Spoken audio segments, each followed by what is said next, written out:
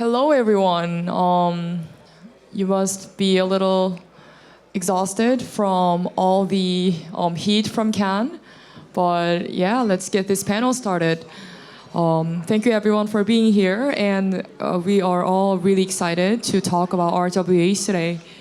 And yeah, we just want to introduce you to these amazing panelists who are, doing a great job in their industry. Let's start with Ossie. If you could tell us your name, your project, and how each of your projects are contributing to this RWA space. Yeah, Ossie Amir. I'm strategy leader at Wormhole. We are working with plenty of institutions at the moment to tokenize all sorts of RWAs. It's a very exciting time, I would say. The institutions are coming, so yeah. Hey everybody. I don't know if this, there we go. Hey everybody, my name is Austin. I'm currently the FinTech Partnerships Lead at Offchain Labs, which is the developers of Arbitrum technology. So that's Arbitrum 1 and then Arbitrum Orbit chains. And we deal with a lot of different RWAs, whether that's in DeFi on Arbitrum 1 or I guess like if you want to launch a chain, then specific for RWAs, we have quite a bit of chains doing that today. So yeah, pleasure to be here. Hey, my name is Arthur. I'm Chief Business Officer at Mercuryo. We are DeFi payment network enabling wallets and different other crypto platforms with on and off ramps, spend cards, partnering with different stablecoin issuers to basically drive the real RWA use cases. And yeah, looking forward to this panel. Thanks. Everybody, Mark Trang from D3. I run marketing. Our mission is to make domains great again. We do that by tokenizing all the internet domains around the world right now, .coms, .xyzs, and bringing them on chain. And then applying DeFi primitives so that you can extract a lot more value from that industry. We shipped testnet last week. So we're excited to work with more users, investors, partners, and we also have a 1 million USDC grant program that we announced. So if you're a dev shop or if you got a project in the DeFi space, we'd love to talk to you. Yeah, and it's an honor to moderate this panel. I am the ecosystem lead of Celestia, the modular blockchain to help scale blockchains. So yeah, we also support some RWA chains on our ecosystem. So if you guys are building a chain or if you guys are building an RWA, I'm happy to chat. Okay, so let's really dive deep into this RWA. I would like to ask you, Ossie, first of all, for the liquidity in the RWA markets often depends on bridging traditional finance and DeFi. So what does this look like to attract both crypto native and institutional investors? And what are the biggest barriers to achieving deep liquidity pools for tokenized assets, and how can they be overcome? But feel free to answer it first, and then if you guys have any things to add, just feel free to hop on, and we can make this a casual discussion. Yeah, nice one, Bora. I think right now what feels like a bit of a narrative is disrupting correspondent banking flows. It's really interesting looking at incumbent stable issuers in each jurisdiction. You've got Novarti issuing AUDD, Transfer issuing BRZ, and MXC Circle with its EuroC. And I think what's really interesting is the idea of merchants getting paid within 90 seconds, whether you're paying with a Australian dollar or a US dollar, and the settlement happening near instantly.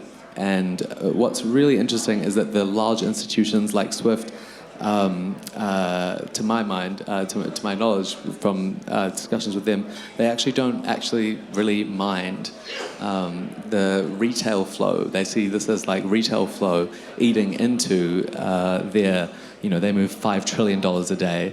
They settle, trillions of dollars a day. It's insane. So to them, it's like a drop in the ocean, and I think that's really cool. I think we will see, fintechs leveraging the stables, and I think the challenge is figuring out which incumbent stable in each region is going to be maybe a winner. Is that for or against DeFi principles? Is it how does that play with what we all do? What we some of what we're here for. So I think balancing compliance with decentralization is the sort of key, and it's the sort of name of the game right now. Do other people have any experience to add on this question? Yeah, I agree with Ossie on the stablecoin side that there's like different issuers that have, I would say, different targeted markets. Like someone started in the US, someone started in Europe, and they're trying to go after specific use cases with the fintechs or with the retail consumer applications. So, but what's the bridge, I guess, and what's the challenge here is just onboarding experience and also abstraction of all of the, I would say, crypto-native complexities that people have right now to onboard, both from institution side and from retail side as well. So obviously, use cases like Robinhood in Arbitrum shows us that this like a lot of abstraction needs to be done, and like on the interoperability side as well. I guess there is also not only Arbitrum, but a lot of other L1s and L2s will be doing that type of use cases with neobanks, with different trading applications. So yeah, I would say to bridge this gap, it's really probably perspective of the UI and the UX changes and adjustments, but at the same time also influence of the local players that's supporting these initiatives from the stablecoin perspective, for example. Yeah, just to touch on that, I mean, right, I think one of the problems that spun up from teams launching their own chains was liquidity fragmentation, right? So props to you guys at Wormhole for taking that on and fixing that problem. We work quite a bit together on different chains. So, and I think especially what the end goal here is making it the best user experience, right? Like, I shouldn't be going from one USD stablecoin to another USD stablecoin and facing slippage. Like, we don't see that on user experiences in Web2 platforms. Like, if I'm moving money from my bank account to a betting app, I'm getting the same amount on the other side, and there's liquidity there, right? Someone's putting up that liquidity. And I think in a world where now stable coins are getting on chain, we definitely need to make sure that the user experience isn't foreign to the new eye, and that means that we need deep liquidity, we need automated market makers that aren't doing like high slippage on these transactions, and basically money gets from one place to another. And you brought up BRZ and USD. I think the on-chain FX market hasn't been quite solved yet, and it's quite expensive for market makers to get in there. So I know that actually we're working together probably on similar partners on trying to solve that problem so that users can go cross-border with their native currency, whether they need to do domestic payments or they want to get to the USD for a store of value, or not even USD, I guess it's kind of inflating recently, but maybe the euro. But nevertheless, get to this currency or the token that they want without the foreign eye being like, why am I paying such high fees? So yeah, props to both of you guys on the stablecoin side and trying to solve that kind of as a team right now. What's so Bora? What's interesting to me in particular is the rise of pre-finality fast fills cross-chain. The big rise of intense base fills, as we want to call them. It introduces like a level of centralization at the moment, but I do think that overall it's great for the market because the UX is definitely superior. As Austin said, it's about the UX, and the verification mechanisms can be solved through new tech. So it's like, okay, lead with the UX. You can't commoditize user attention. They're gonna users go for the most convenient thing that's the best and the fastest as well. And then you can also look at the verification layer as a commodity as well. So I think it's really, really neat. Yeah. Yeah, cool. So yeah, Mark, I also would love to ask you, how do the tokenization processes from non-financial assets differ from financial assets like treasuries, and what unique challenges do they face? And also, how can tokenizing non-traditional assets like domains or like fine art unlock new opportunities to compare to established categories like private credit or commodities? We'd like to just also, because we tackled interop, we also wanted to kind of talk about other financial domains. Yeah, well, I think the patterns are very similar, right? So along the same lines, whether you're retail or institutional, I don't think there's a binary option between centralization, trust, regulatory certainty, and liquidity, right?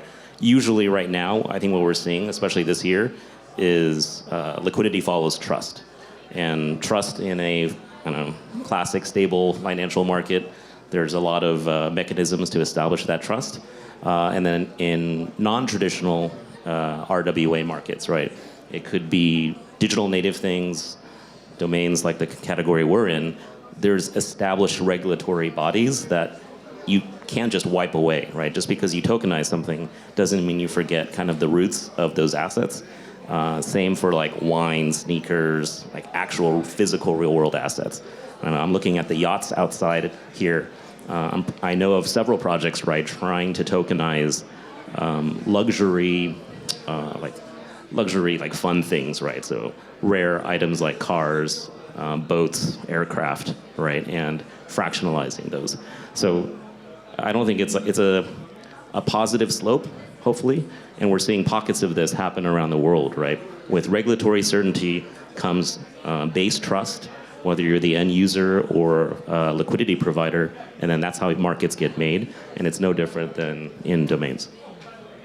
Yeah, I think tokenizing non-financial assets might also drive a lot of retail flow, because when you kind of when you break these stocks into pieces, when you break some assets into pieces, I think it's just easier for like acquiring them. There's a lot of projects already doing that with the real estate, for example, and they're also adding the leverage trading on top of that, it's just a combination of different type of people that want to have a piece of this non-financial asset, that at the same time they're also traders, so they know how to trade on with the leverage, with the perpetuals trading as well. So I agree, this is a very cool narrative, and probably, yeah. Yeah, I think there's a great example of this, I think, happening in Dubai, right? So I think it was a Ripple project, what was it? PLUSD, I think that was like the token they announced. So it's a stable, but backed by Dubai RWA, like real estate, physical real estate as an RWA, as one of kind of the asset classes backing the stable. So I think those composite tie-ups are interesting, and also are a great on-ramp for folks that aren't on-chain yet, whether you're a regular retail investor or an institution. 100% agree with the guys, and just to add from the sort of multi-chain perspective, I think it's important to be in a way chain agnostic, where the way that you think about how you want to actually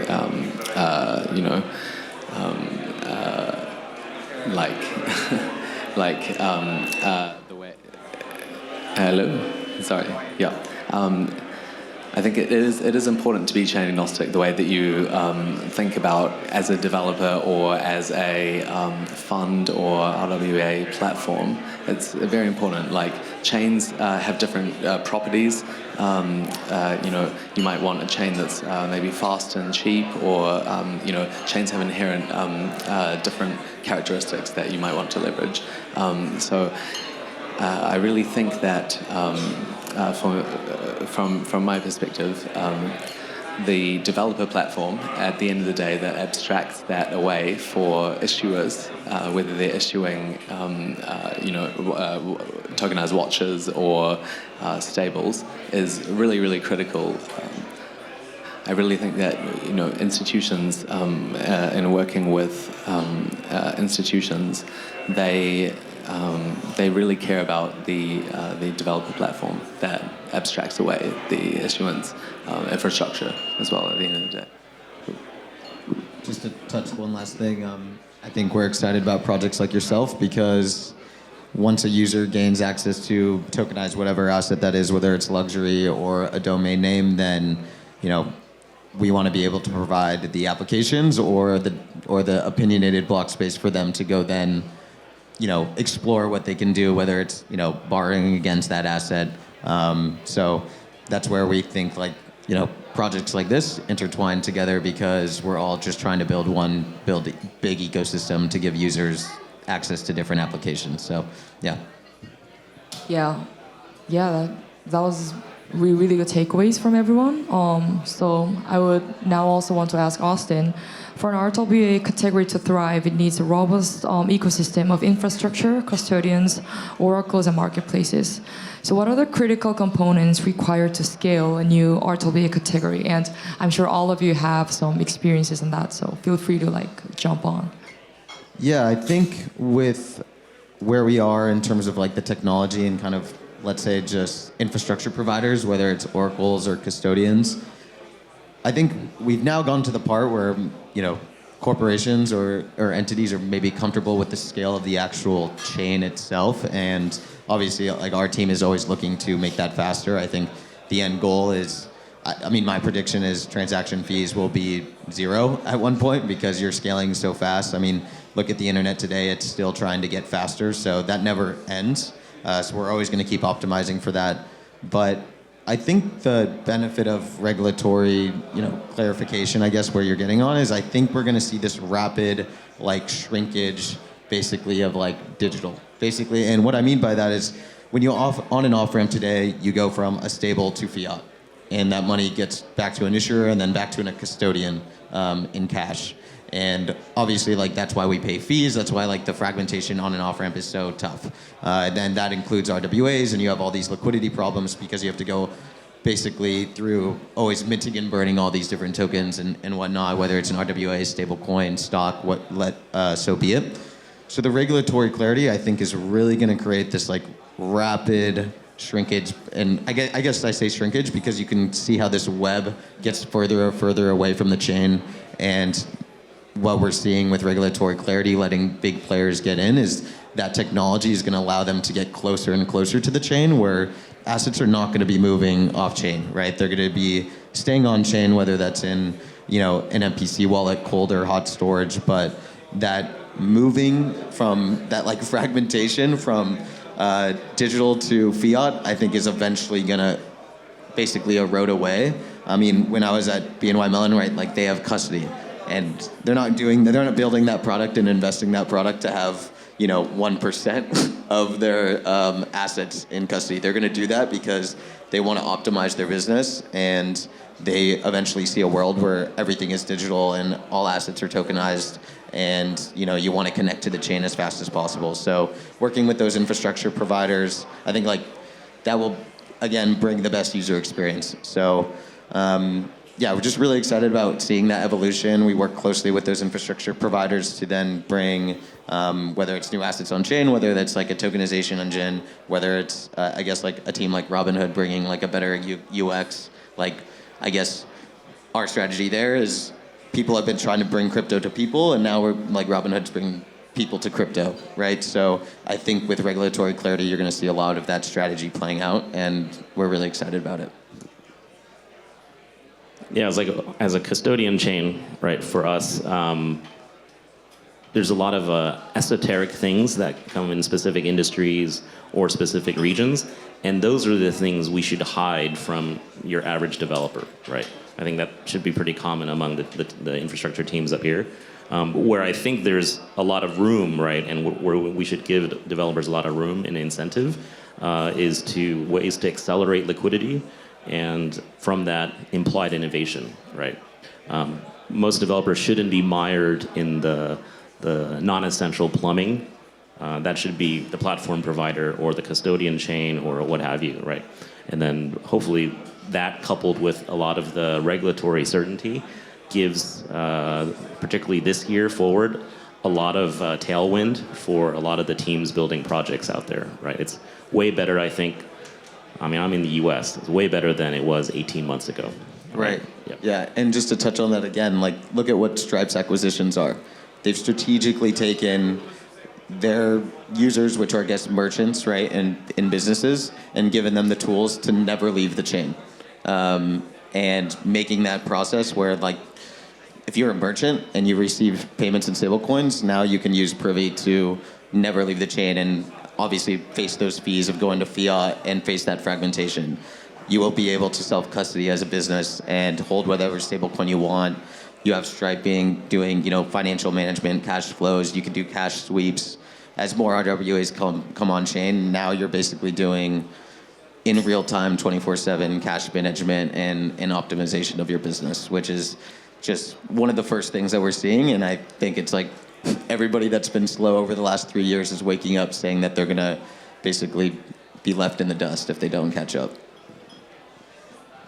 Yeah, just a quick one on the stablecoins and the abstraction as well with the Robinhood. So if you've seen the Robinhood commissions are zeros, or not, people are not paying for on-ramps or off-ramps. So those type of incentives will drive a lot of users to consumer applications and also into stablecoins. And I think the key objective of the stablecoin issuers is to also like make money stay on chain as well.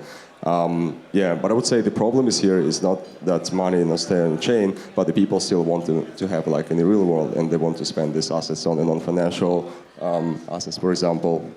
So, and on the institutional side, I guess there's a lot of incentives coming from stablecoins. There's companies that offer a stable coin like that's giving yields on the treasuries for institutions. So example with Stripe, there's also one developer platform called Squads. They are doing a very similar business. They're opening like that basically accounts for Web2 companies that allows them to store their treasuries in stable coins and make yield on top of that. So those incentives probably will help institutions to onboard more retail customers and share with them percentage of their yield to incentivize, for example, on and off-ramp fees or any other initiatives that people can do on-chain. Totally agree. Gonna be fun stuff. Yeah, just to add that to that one, Arthur. I really think that the efficiency that you gain as like a fund issuing your RWAs is you can go from like $50 for reconciliation down to $5 or even lower. You're like completely amortizing your reconciliation costs. You can open up investment opportunities to so many more people. You can just really mobilize the liquidity of the world. I think it's really, really interesting. Before we get some questions, I just wanted to ask each one of you, looking ahead to like 2026, what do you believe will be defining factors for an RWA category to dominate the crypto space? Do you want us to go first? Yeah.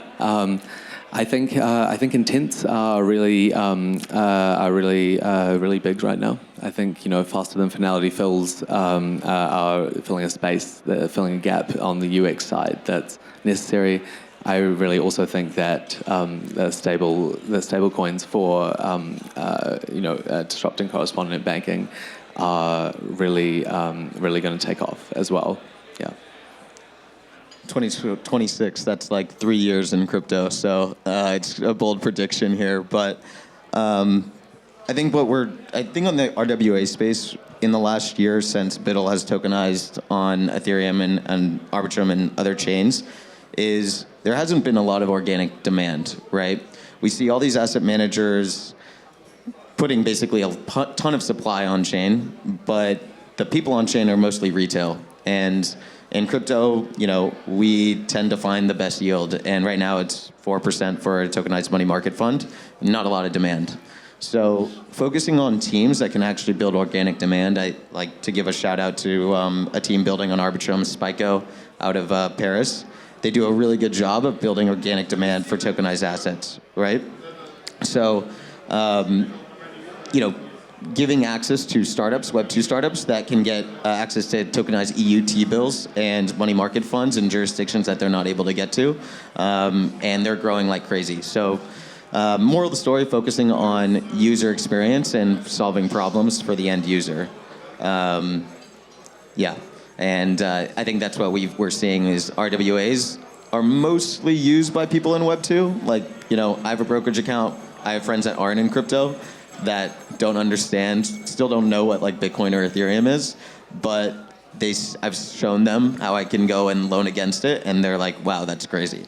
So bringing like a nice use case to people that don't understand what crypto is going to be, I think, what 2026 is all about.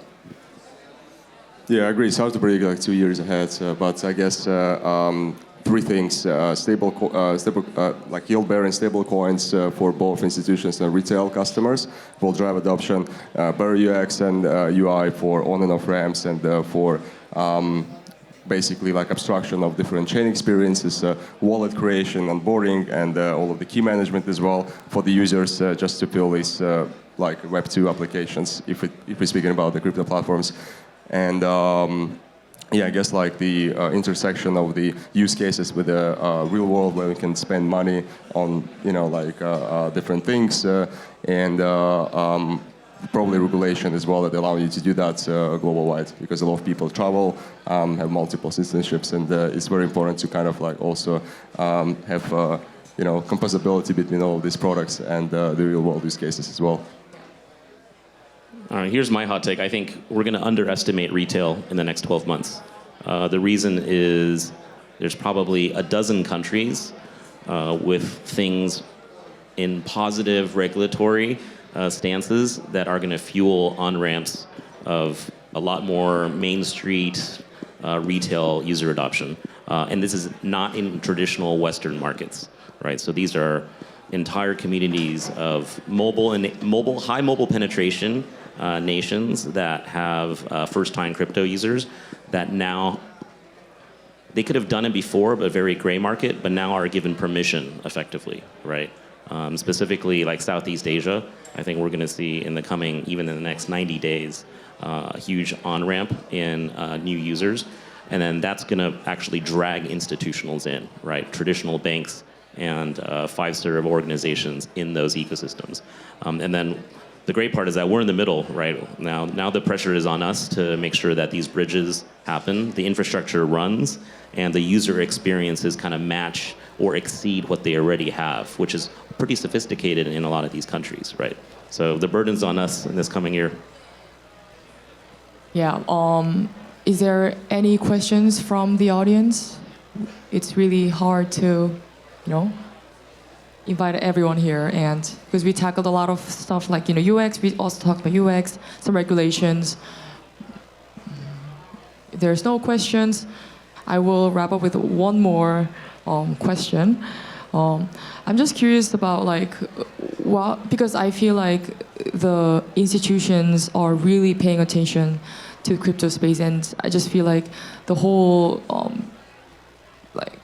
world now, or like in like this, is paying attention to crypto, like as a nation or as institutions. So if you could like briefly share some exciting news, maybe there are some people who doesn't know about the Robinhood news, you can all share that, or anything that happened to your ecosystem is also fine, or yeah. I'd be remiss to share anything too crazy. We've gone live with Acred, VanEck, and Securitize for the Biddle Fund in the last quarter. We have some exciting news coming up this quarter, but I can't share anything in particular. Unfortunately, but I think, you know, Austin might have something to share. Yes. Yeah, we're really excited about partnering with Robinhood for them to launch their own chain. I think goes along that strategy of bringing users to crypto and not the other way around. And you know, Robinhood's known for their amazing UX on the trading side, and in their demo, if you get to see it, they posted it. It doesn't even look like a different experience. It's still just the swipe up to close your trade, and it just settles on shade. So we're really excited about working with them and showcasing what we've all been working on as a community, and opening up those use cases for millions of people all over the world. Yeah, we're launching cards with MasterCard globally, in Europe, in the US, in Latin America, and Southeast Asia as well. So allowing people to link them to non-custodial wallets and spend stable coins in the real world, adding also incentives from the stablecoin issuers, from our side, from L2s, L1s, and yeah, just giving some Web2 services on top as a rewards, like eSIMs, lounges, and all the cool stuff that people right now use in Europe, for example, in the US, like with neobanks. So yeah, I hope that will drive a lot of adoption. Quick one. Next 90 days, we'll be launching with a number of Web2 domain registrars, so that when you go and actually buy and manage your existing .coms and XYZs, in one click you'll be able to tokenize on our chain, and then bring that to Ethereum, Solana, Base, Avalanche, etc. So that's going to be super exciting, bringing Web2 assets and users on chain. Yeah, also just to briefly share about Celestia's perspective, really excited to be working with D3 on the DomainFi side of things, and also with like Arbitrum on Ethena, bringing Ethena and Converge on chain. Yeah, that was a wrap, and you can catch these amazing panelists here. They'll be around, so feel free to ask them a lot of questions. Any collaborations is welcome. So thank you so much for listening to this panel, and yeah, have a great weekend, guys.